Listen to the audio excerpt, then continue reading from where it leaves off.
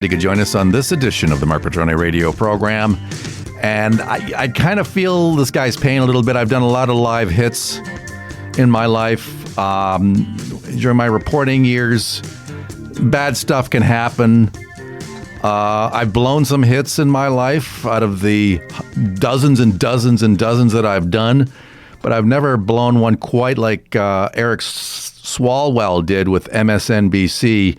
Let's listen to what happened. He was doing a live hit on the network concerning Trump, the impeachment hearings, and let's hear what happened. Taxpayer dollars to ask the Ukrainians to help them cheat an election, and the complaint that I've heard from Republicans. Taxpayer dollars to ask the Ukrainians to help them cheat an election. Well, look, the network has come out and said, no, it's not what it sounded like. Somebody was moving a coffee mug on a table. I'm not sure I'm buying that. Miles Kristen, who is joining us from Madison, Wisconsin, it's trending as Fartgate on Twitter.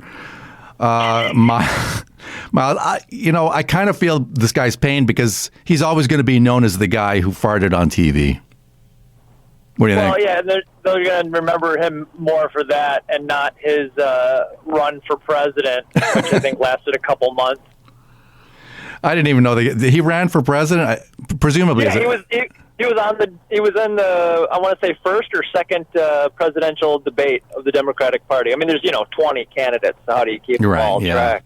That's true. I get obviously as a Democrat. I mean, on MSNBC. I mean. Is there even one Republican there? Maybe the odd rhino. But let's talk a little bit beyond Fartgate. A lot of pressure building on the president to testify at his impeachment hearing. That's Nancy Pelosi, Speaker of the House, coming out and saying that the president should step forward and do this. And then she's even pressuring him to quit, saying that even Richard Nixon, had some compassion, knowing full well that he had done something wrong. He stepped aside rather than putting the country through even more hell. What do you think? I mean, does this sound like she doesn't really have a case, just doesn't have much faith that impeachment is actually going to go through? Yeah, they probably have to know that ultimately the impeachment will most likely fail. I mean, it's kind of funny, the idea of Trump testifying reminds me of one of the last seasons of House of Cards, where the American version with Kevin Spacey, where he, testifies as president and everything. And if you actually got Trump to testify before Congress, it would be so unpredictable. I mean, it would.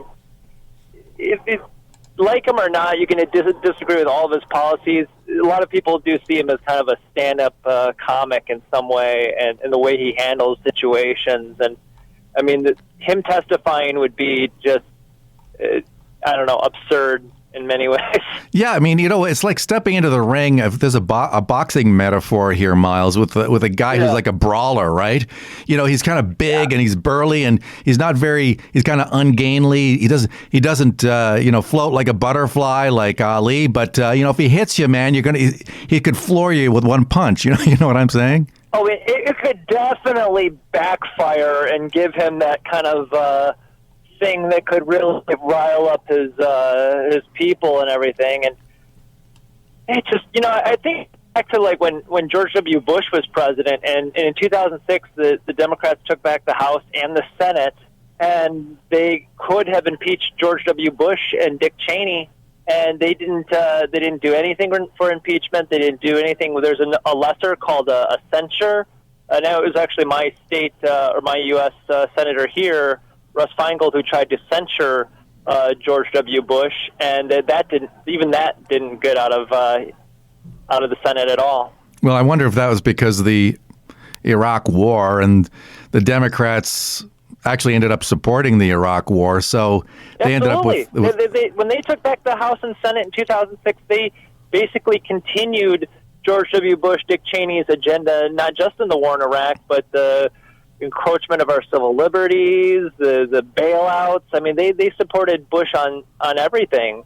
And Trump, it's just like he's wealthy, he's powerful, but he doesn't come from the same corporate classes they do, so that's one of the main reasons they don't like him.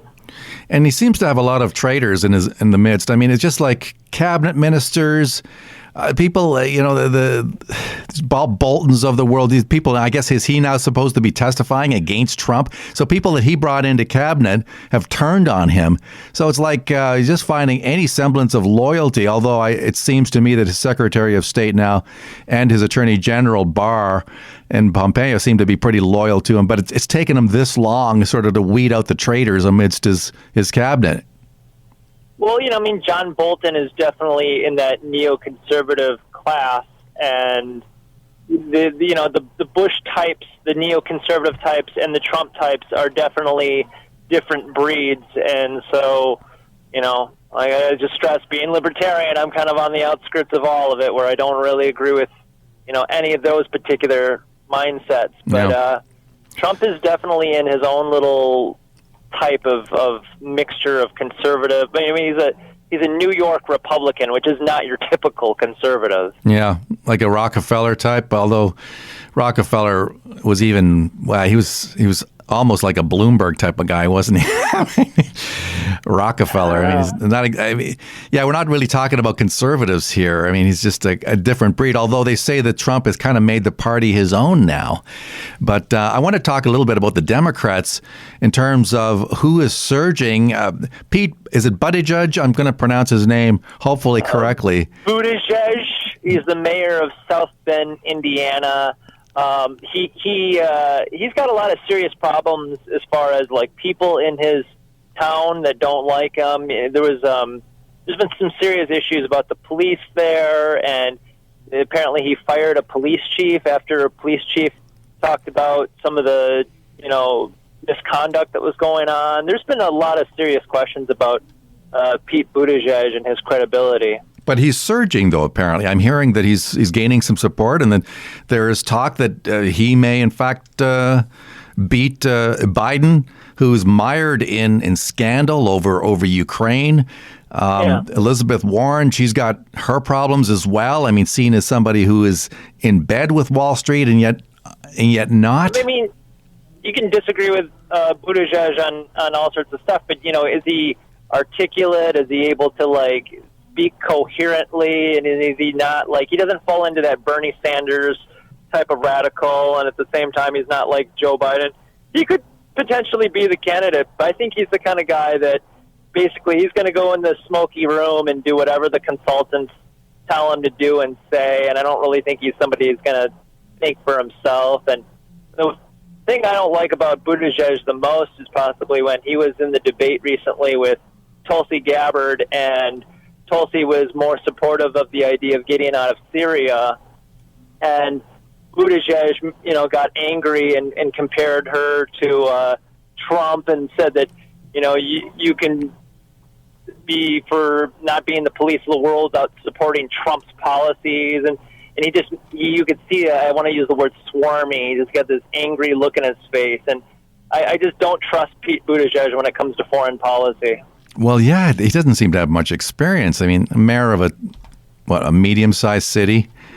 Well, he is a war veteran, and unfortunately, I think I think he would still keep our troops, the American troops, in all sorts of wars overseas.